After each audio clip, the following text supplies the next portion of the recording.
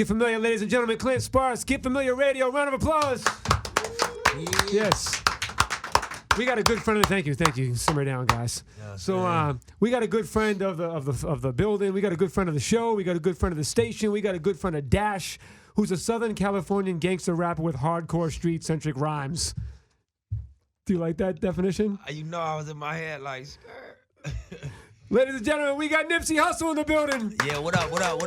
By the way, it says that on Wikipedia. That's why I said it. I could tell you was reading the Wikipedia bio. I didn't sound, why? Because I don't sound that pro? Nah, I mean, it was real. It sounded like a bio, for sure. It was allmusic.com wrote that about you. Yeah, you know, it was close. You know, they came close. Well, thank you for coming through, man. We appreciate that. Always. Thank y'all for having me, bro. Of course, every time. Like I said, you are a family member of Dash and Get Familiar Radio. We go back a long time. Most definitely. Back to the basketball court. I was just telling parties. I was just telling him. What was you saying? I said, wait till we go on air. What was you saying? I say he do Vegas like a boss. You know, had the full court in the suite. You know. Bowling alley and all that. So we used to do parties all the time in Vegas, and what was that? That was at the Palms. Yeah. So I used to have a residency there, and I used to get this suite every week with a basketball court. And one time, like, I wasn't really the guy that was like running around partying and drinking. Right. I just made sure there was plenty of Ciroc. No question. And I made sure that the invites were there for everybody. Off top. And I would be in my room in a robe, right, watching a movie, drinking some tea. Right. Right. So then I come out one day, and I see Nipsey there, shirtless, playing basketball. Right. And I'm like, oh, Nipsey Hussle's here. Off top. Welcome to the party. Off top. Get familiar. It was a victory. Most definitely. It was a victory. It was a victory. No pun intended. Yeah, no, there was a pun intended. All right, well, yeah. The album coming, by the way. You know what I'm saying? Let's talk. I mean, that's what we're here for. We're here for a lot of things. So let's talk about that. The new album, Victory Lap. Yeah, definitely. It's done. You know, the pre-sales going up, you know, tonight. Single dropping. So they're not $100 a copy. Nah, okay. Not on this one. We have a Proud to Pay product. It's not the album, but we gonna go into that pretty soon. So let's before we talk about the album, let's go back a little bit because there's a lot of things. I mean, you got a lot of history in hip hop, and you've done a lot of things and admirable things. Thank you. So let's go back to. We'll go in different phases. Was it Pray to Pay? Proud to Pay. Proud to Pay. Yep. Campaign that you launched, which you sold your album for $100 a copy, which is a very innovative marketing program that you put together. And even Jay-Z bought 100 copies. Right. By the way, do you ever get the opportunity to thank him in person for that? Yeah, I did at the Made in America concert in L.A. I got a chance to chop it. Have you? Did he tell you exactly why he wanted to go buy 100 copies of your album? Nah, not in detail. No. Have you been able to repay the favor yet? Man, nah, I haven't. You know. Well, I would say you have.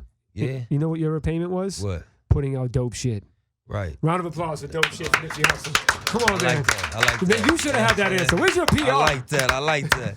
Nah, but yeah, that's real because he supported the artist, so that way it helped me to keep going. So in return, I put out continuously great music, hopefully. You know what I'm saying? Of course you have, which is why you've survived and maintained and sustained for so long. I mean, you've been around as long as we've all been around. No question. It's funny because, and tell me how you feel about this, it's artists that were like kind of making noise 10 years ago that I wouldn't say like fell off, but like, you know, there was a wave where like maybe like a bunch of people that were cracking 10 years ago weren't as cracking at a certain period. And now it's almost like they're cracking all over again, and maybe even more than they were back when they were buzzing 10 years ago. Right. Do you agree with that? I mean, yeah, in some cases, definitely. I think that it's like certain artists show staying power.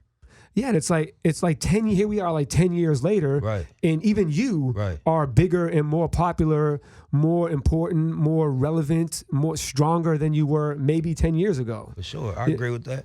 Yeah, I think that was the goal. You know, I think in my case, I didn't come in and just have like a explosive, straight to the top. My thing was like it was a slow cook, and I made consistent progress. I think at times, you know, I had challenges. You know what I mean? But I think, like we were saying, I showed staying power. I put out quality music, and we made moves with integrity. We ain't do no clown shit and like nothing and like smut our names. We kept it solid the whole way through, and we just put out dope shit and stayed honorable. And was there ever a point during like, was 2005 was like your first album, right? Well, that was like post the industry. 05 was like in the hood in LA out the trunk. 07, 08, Bullets Ain't Got No Names mixtape. So around then was when I got like receives. You know what I mean? See, but real people, real fans know 2005. We're gonna go 2005. Yeah. No, I mean that was like a real local project. So it was like they caught it on later, but it really nobody got that but people in the hood. And then later on, people went back and it was on the internet and they got it. Was there ever a point from then to now that you were like, man, I don't know if I really want. I don't know if this music thing's working out. Yeah, I felt like that early on, just before I ever really had fans and anything, because I was always stopping doing one thing to do music. Yeah. So I would have to stop hustling to go make music, and I would feel that. Yeah. So when I ain't just make hit records immediately, I'm like, I can't sit right here forever. I gotta get back in the, I gotta go grind and put it together. Yeah. So I was trying to like ping pong for a while, and that made me just like stop, get frustrated, go back to just full-time grinding, put myself in a more comfortable position, fuck back with the music again, get frustrated, and I was doing that for a while, and eventually I was just like, I keep coming back to the music because I love it. What was the song or the project that made you say like, all right, nah, this is starting to move, like this is working? Man, me and my homeboy Jay Stone, we had some mixtapes local in our hood, and his was called The Grind Don't Stop. Mine was called Fuck the Middleman. And it was like early, like 03. You know what I'm saying? Yeah. And we was doing like concerts on the block on 10th Ave and 63rd. You know what I'm saying? Performing, and we just had like a real local, small group of people that I was feeling what we was doing. Yeah. So that we built on that. So speaking of early days, Manny Fresco was telling me earlier that Kid Ink produced one of your first records. Yeah, that's a hidden fact. Yeah, that's an unknown fact. That's revealed here on Get Familiar Radio. Yeah, Kid Ink. That's one of my early producers. That really one of my friends, but also a producer. Yeah, like he put me on. I'm from New York, so when I came, I started working with him. I'm like, I'm always asking people if they're picking their brain, and I'm like. He's like, Nipsey Hussle. I'm like, he was like, I came in as a producer. I'm like, I made his first song. I'm like, get the fuck out of here. I didn't believe that shit. He made a lot of my records. The one I got my first record deal off of was called Bullets Ain't Got No Names. Ain't Got No Names, exactly. He produced that. But then even before that, he produced a lot of the records that was on the mixtapes. He used to have an apartment, him and his mom. You know what I'm saying? Tammy. She a G. You know what I'm saying? We used to go over there and get beats. And I remember when he first started playing his songs, like, I'm rapping.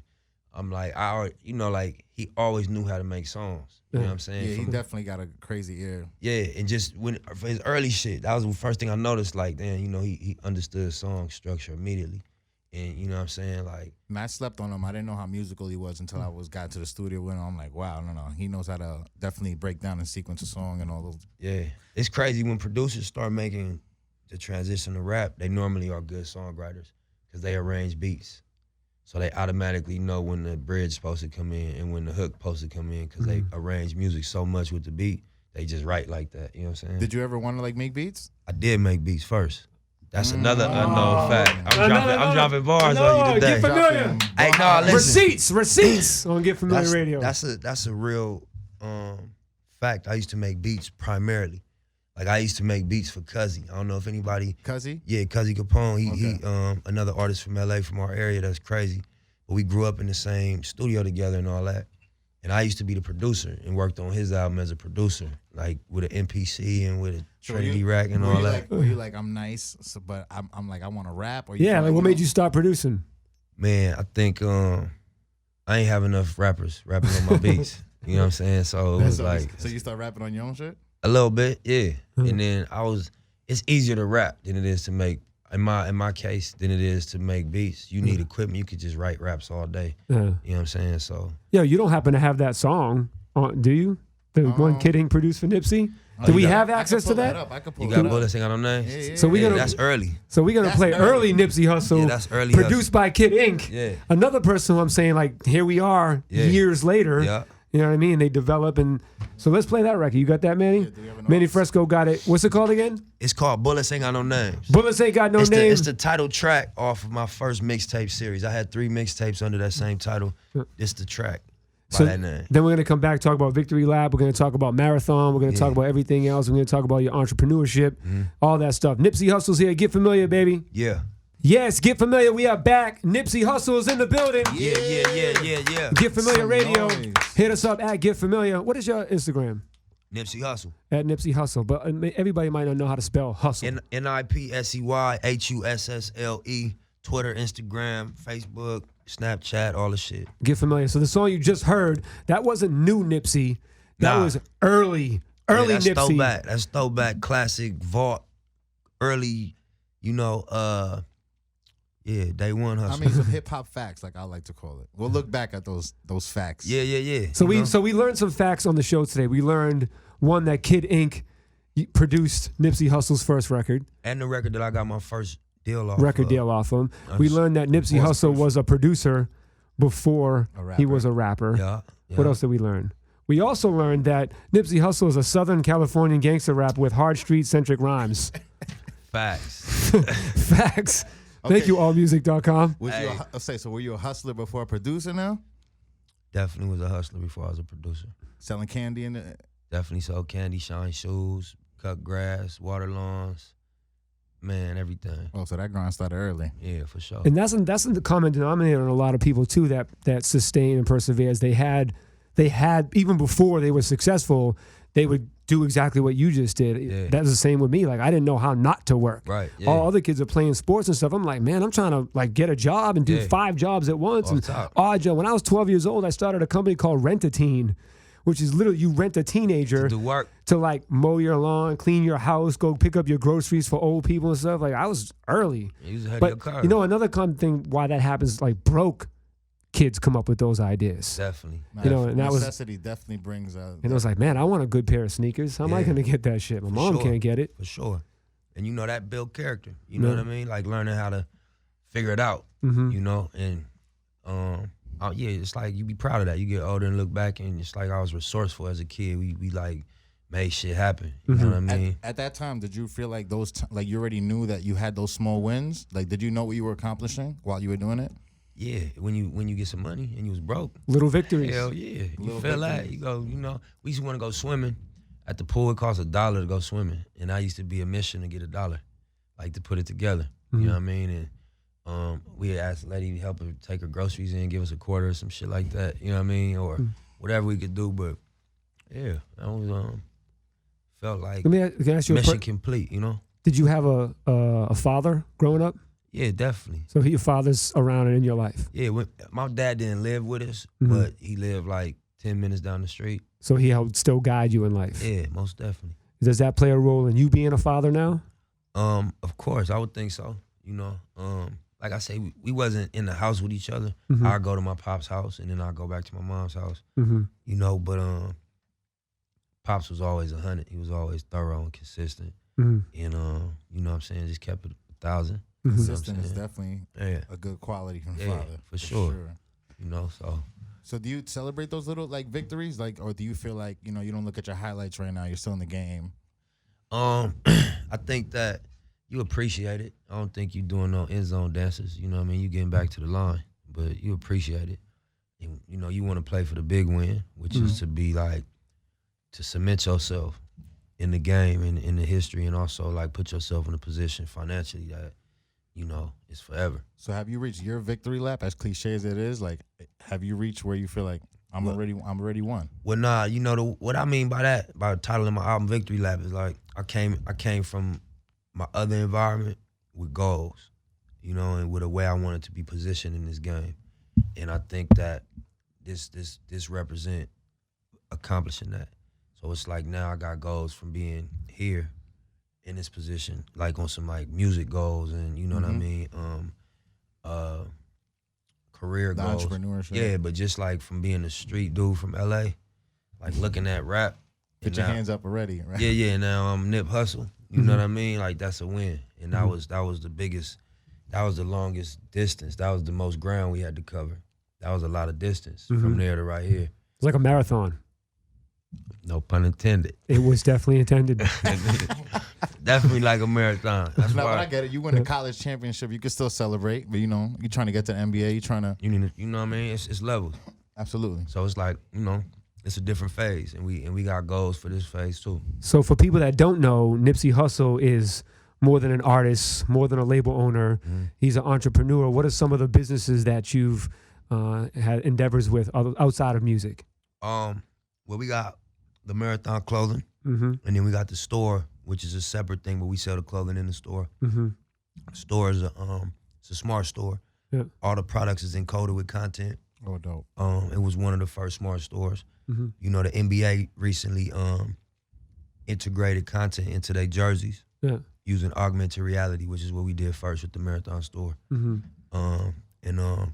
We got a real estate development company called SC Capital Ventures. We was involved in bringing back World on Wheels. Okay. You know what I'm saying? I thought you were gonna bring us some fish. That's not ready. The fish market ain't all the way up and running yet. We still renovating it and putting together the fryers and all that. But yeah, we working on the fish market. We got a cell phone shop. We partners with Fat Burger. You know, so we got a couple things going on. It's not just me though. I got a team. You know, my brother Adam. You know, Fats, rest in peace. We was all partners on everything. And that's all working out. Man, you know, it's a blessing. It's you know, everything got challenges and it ain't just all thriving at all times. But it been positive progress on all of the businesses.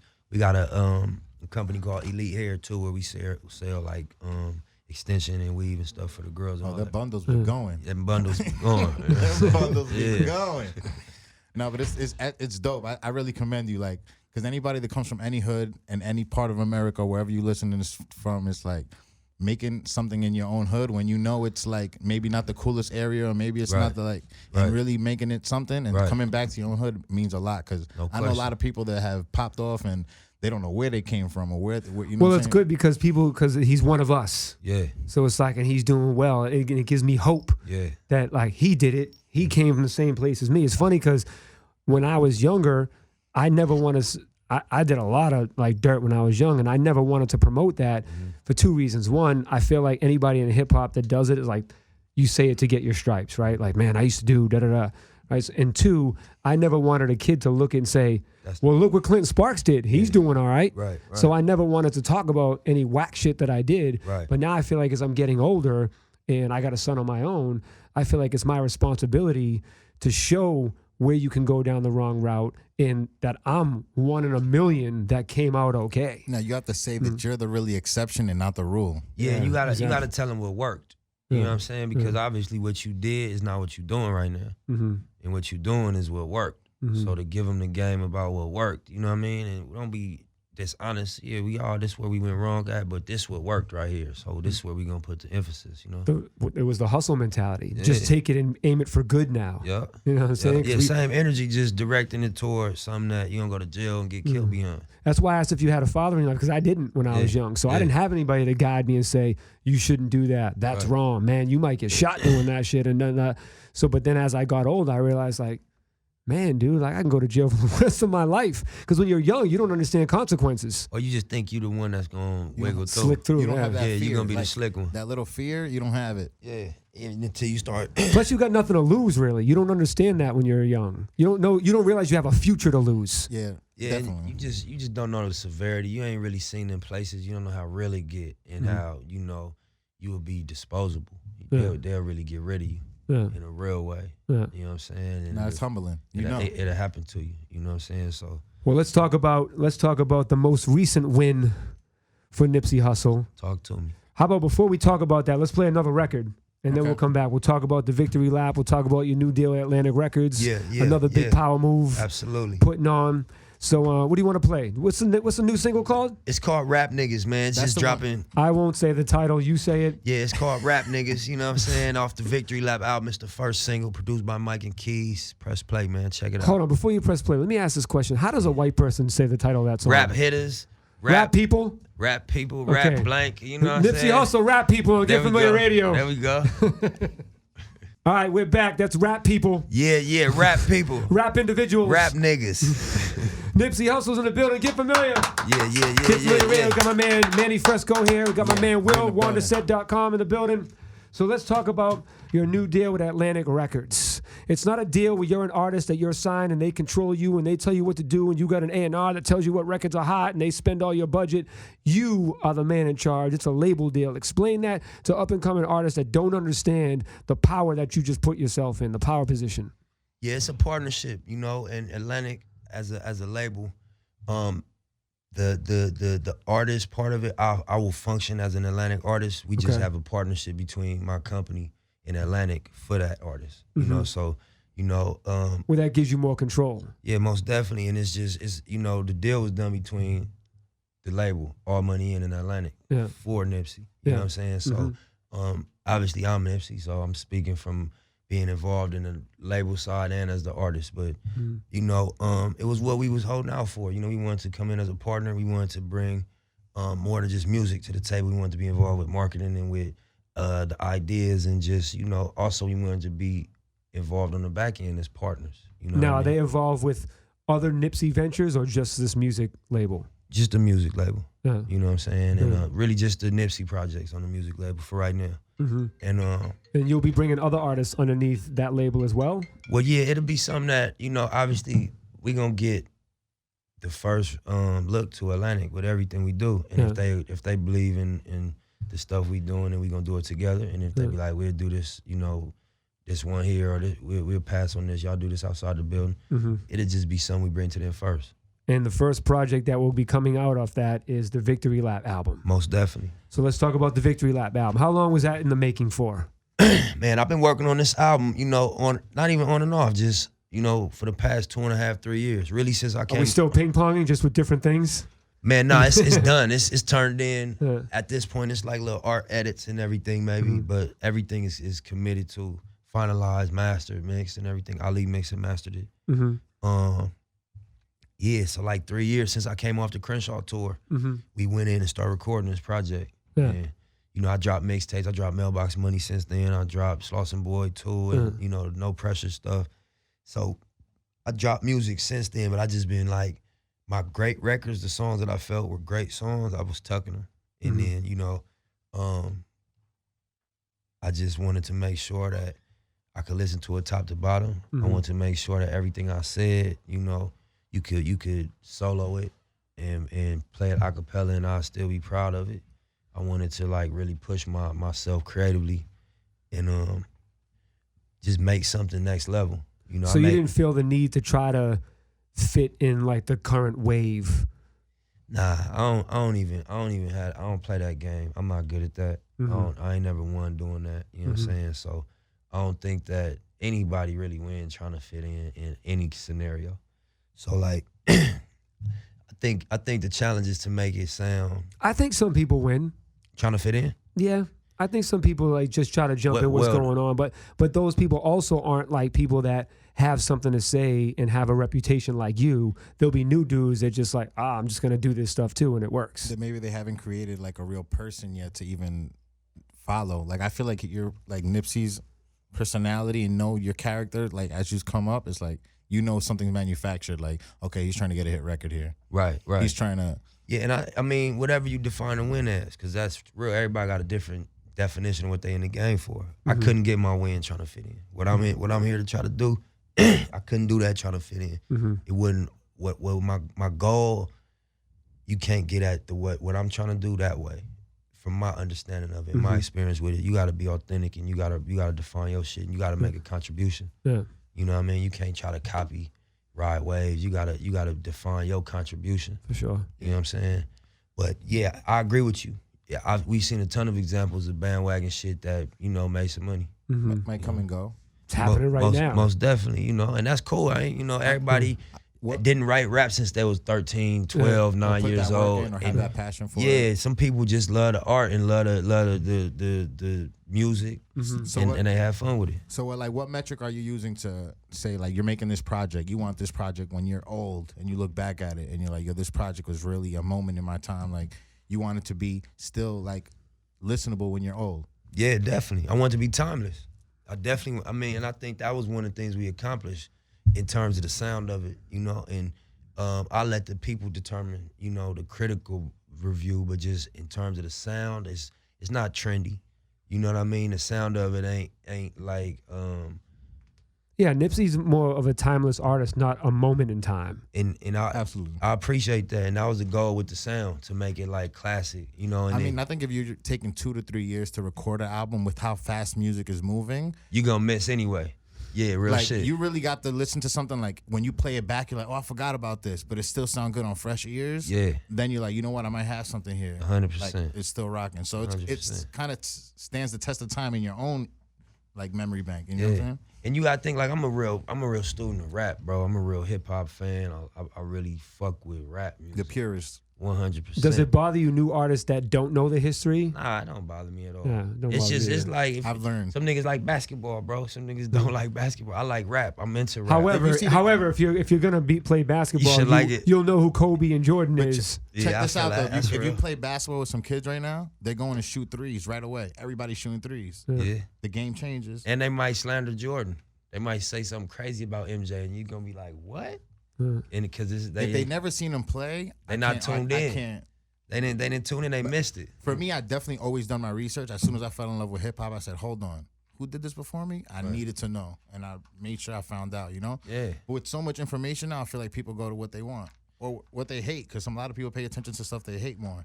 And my thing with like just learning about rap music was that I wanted to be able to compare my music to all the rap that ever came out, so I know where I stood. You know what I'm saying? I wanted to know.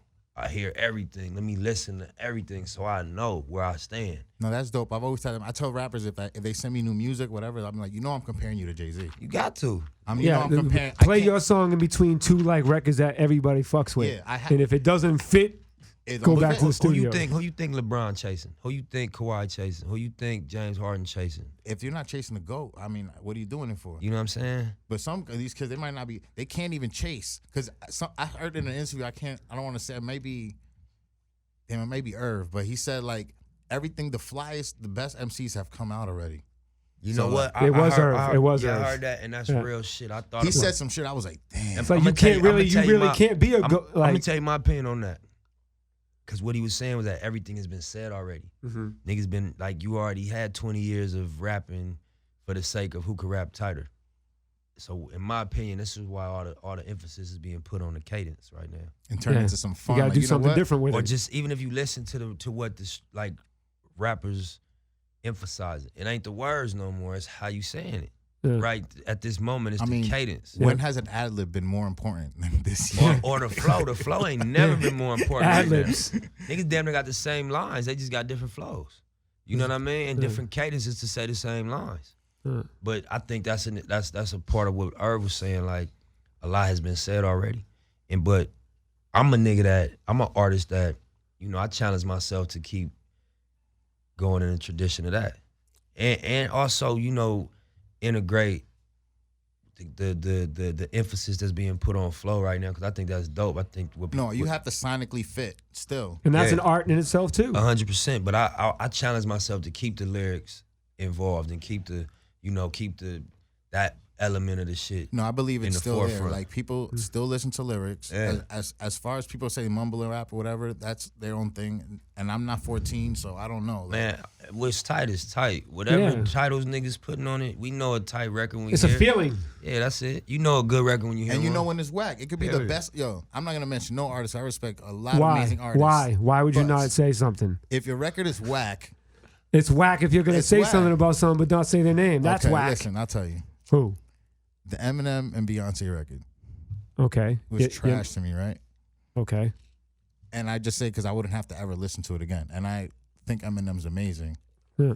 But necessarily a name is not going to make me think a record is amazing. Like, if you but play it'll make you listen to it. Yeah.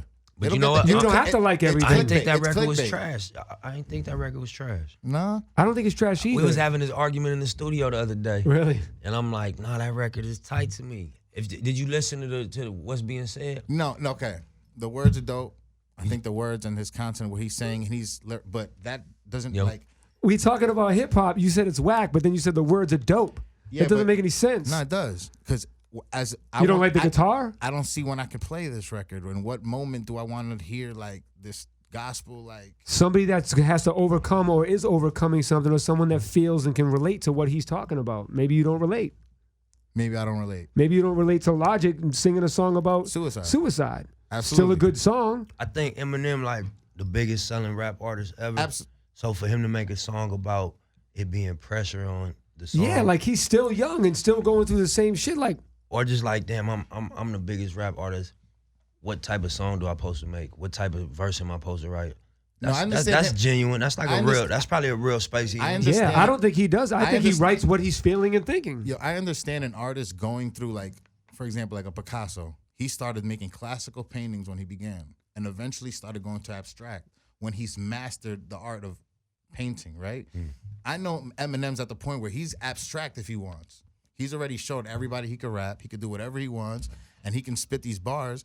But I just don't think the record was dope. Like, I wasn't like, yo, this record is fire. I feel you. That's just an opinion. Absolutely. And art is subjective. You know what I'm saying? Everybody's going to think something is doper than, but I've heard Eminem make some bangers. That's his single. I wonder what the album will sound like. He's still one of the GOATs to me, so it's like... What was the point of you bringing up that record and saying that record in particular is not something you like? Because I'm saying, like, something... Because you might not like everything on Victory Lap, but you like Nipsey Hussle.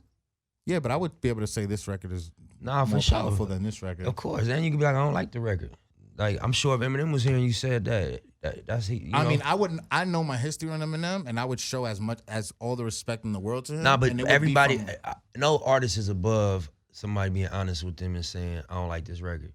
Every artist should be able to take that. Everybody can take that. You know what I'm saying? Nobody is that sensitive. You know what I mean? The record's still gonna go platinum. You know what I'm saying? Niggas gonna go tour. He'll do that with hard copies. Yeah, like, I know Eminem is not gonna, like, it's not gonna flop. You know what I'm saying? But to me, it's like, I'll probably never play the record again. Like, but I mean, that's keeping it 100. Shit. Cool. You know? So let's just focus on playing Victory Lap. No, but that's what we should focus on. You know what I'm saying? That's very important. No, You're right. High fives across the board, guys. Victory Lap. That's what we're here to talk about. Right? Yeah. So Nipsey the single rap what niggas is dropping. It has to be organic, man, and Nipsey's organic, man, and to his sound, and that's where I went with it. Like, Nipsey, do you eat organic? I mean, I will eat organic. You know what I'm saying? It's not the only thing I do, but you know, organic fish. I ain't got nothing against organic. No, but honestly though, for real, we shouldn't laugh at that. That's serious. We should be serious and focus on eating good. You know, that's like. Right. I was serious when I asked you. Yeah. Do I? Well, only organic? Nah, I don't eat only organic, but I'll fuck with some organic. Yeah, if it's next to if it's an organic vegetable.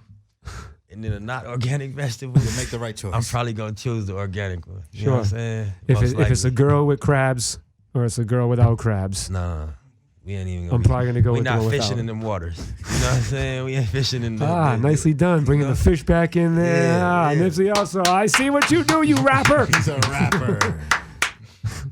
So cool, man. Yo, man. So is there anything else that you want to get across to the people? Because Victory Lap to me right now is the most important thing. And I think we covered that. Nah, definitely. I want everybody to know, like, you know, this is a moment of like an artist spending, you know, some years in the studio with producers, with like musicians. You know, like I really went to the point of picking the mic that I recorded the album on. I went to Hit Boy house and I recorded a verse for Hit Boy. What mic was it? It was a Sony CA100. You know what I'm saying? And it's the one.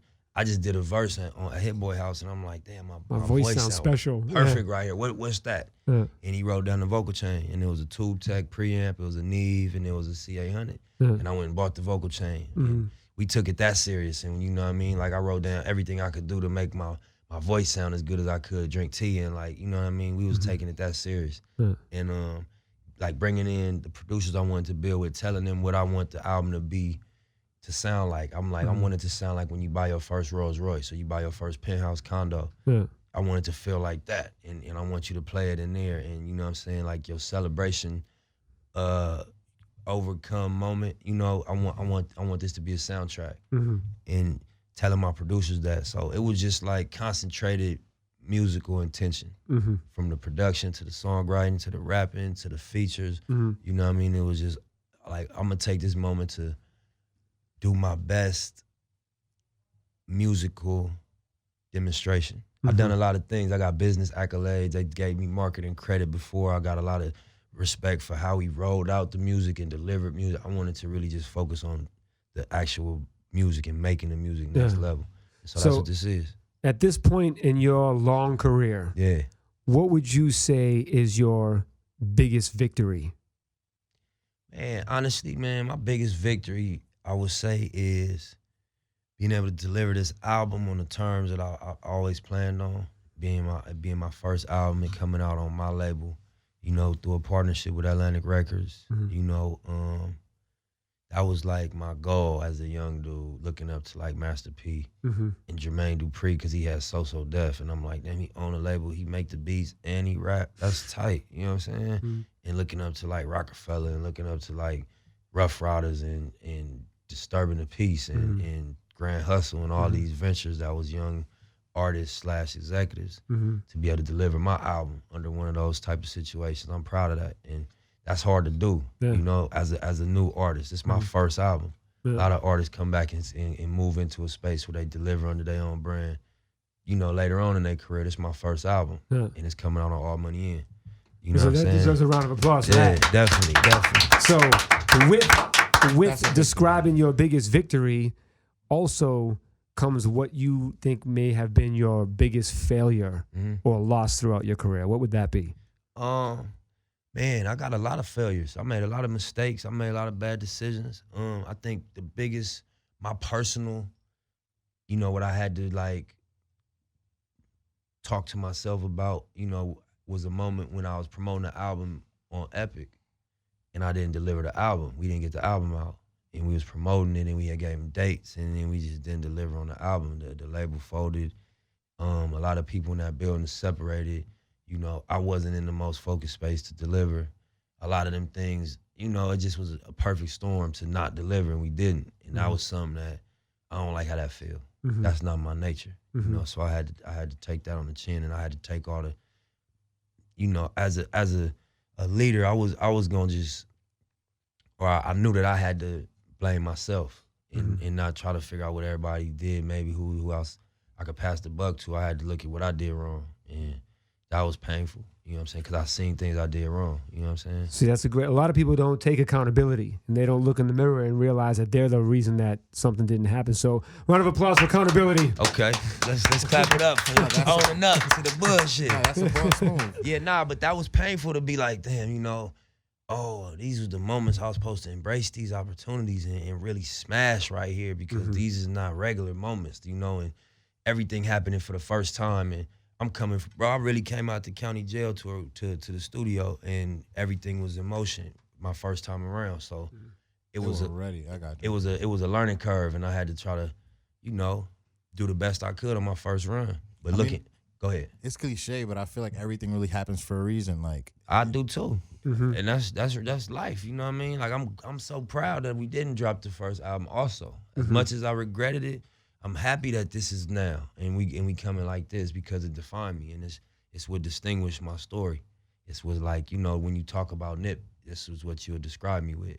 You know what I'm saying? In all your ups and downs, wins and losses in your career, what is like one piece of advice that you would perhaps give to your children based off your experiences to prevent them from making some of the same mistakes you did? See, I wouldn't even, I mean, yeah, you can learn from my mistakes, but you might have to make them. You know what I mean? I would just say, if you take the quality from me, if you was to take any quality from me, take the quality of persistence and staying down. You know what I mean? And being able to take it on the chin and take a blow. You know what I mean? Like, yeah, that's important. You know, to not stay on the ground if you get knocked down, and, you know what I mean, be able to roll with the punches. Well, that's good advice. Yeah. I got some advice to give. Talk to me. You got to go get the victory lap. Anyone listening right now? Y'all go get that. Right. The pre-sale going up tonight. What time is it, man? It's almost up, man. Are you talking East Coast time or 9 West o'clock. Coast? 9 o'clock? You're releasing the rap people. Rap niggas, yeah, rap people, you understand? It's coming out tonight, 9 o'clock. The single, the video, the pre-sale for the album, the artwork, and the track listing today, December 1st. I'm excited. Cool. Me too, man. I just want to know what it sounds like. I mean, Victory lap. Go get the album now. Yeah, the pre-sale for the album is up. You know, the single's available, the video is out. You know what I mean? You know, the artwork is up. You know, the track listing is out. Y'all go check it out. We're going to be rolling out more visuals, everything. The single is up. You know what I'm saying? Tap in. Can you give us like a sneak preview of like what's your favorite song on it? Man, right now, I gotta say, rap niggas is, you know, it got the most energy around it right now. Yeah. Everybody's in the studio like, this is it. Yeah, I ain't gonna lie, I fuck with it, I love it. Yeah. How the listening go? Everybody was like, listening was turned up. The listening was great, you know. I think some people filmed some shit they weren't supposed to film, but you know, other than that, you know, it's cool. now you got to do the Kevin Post Hart and delete. put them in the. You have to hand the phones over when they come in. Yeah, next time. Nah, but it was dope. All the DJs got to, you know, hear the record. We got feedback from everybody. You know, it was tight, man. You know what I mean? It was like surprise moments when they got to. Hold on, you had a listening session? It was like, first of all, I didn't create the invites. So I was gonna say, Manny, did you get? Because I didn't get an invite. Just the grapevine. The grapevine. I'm passing this buck. You know what I'm saying? Hey, nah. Honestly, it was just the early round one. We gonna do multiple listens. You know what I'm saying? So, yeah, man. You know, it was great feedback. Do you still feel nervous playing records for people, or is it like whatever? Like, well, after I spent all this time getting this album ready, it was so I didn't have to feel nervous playing records. It's so that I could be 100% confident when I go represent this. This shit bad. What if the feedback was not good? Yeah. Would that have changed your perspective? Nah, not at all. I ain't gonna lie to you. So fuck you guys. It's coming out like this. Y'all don't know what the fuck y'all talking about. Y'all tripping, y'all. Yo, this listening session's over. I'm out of here. Nah, none of that. You know what I'm saying? I would just, honestly, I'd be like, them niggas is tripping. You know what I mean? I don't know what's wrong with them. This shit bang. You don't know what bass you didn't cover, like. What you say? You don't know what bass you didn't cover on the album. Like, you wouldn't know why they I'm just like, if you like rap, if you like hip hop, man, you know this your type of shit. Yeah. Period. You know what I'm saying? Bottom line. Well, we like rap and we like you. It's really simple. If you like rap, you fuck with Victory. And we like Nipsey Hussle. Yeah, that's it. Get familiar, Nipsey Hussle. Yeah, Get familiar radio. Thank you for coming through. Thank y'all, family. Thank you. Appreciate it. We're gonna have to get that suite with the basketball hoop. We got with to, the basketball, man. When this goes platinum, definitely. we got to get that basketball hoop suite. All right, that's and what we're doing. We got to have a full court game. All right, we're gonna do that. This time you get the room. It's on you. Easy and call. I'll come hang in your Easy room. call. I'm gonna catch the residents this time. You know what I'm saying? Don't trip. You know what I mean? Get familiar. Let's get out of here. Let's play one. What's your favorite Nipsey Hussle record? Man, honestly, my favorite Nipsey Hussle record. Not off this album. Damn, that's a good question, man. I would say. Wait, didn't you do it? No, you know what? I'm gonna say this. I'm gonna say I got a couple favorites, but it's a record called Overtime. That's a pretty. What's the record you said? Status Symbol. The first one. Mailbox Money. Yeah. Which one you like better out of those two? Status Symbol Classic. Yeah, play Status Symbol. All right, by the way, I got Status Symbol 3 on the album. You ain't know that. You know what I'm saying? On the Victory Lap. Yeah. Pre-order up now. Yeah, go get that, man. Grab that. Get familiar at Nipsey Hussle. Yeah. My brother, thank you for coming through. Always, bro. Thank you. All right, man. Yes, sir. Get familiar radio. We'll be right back.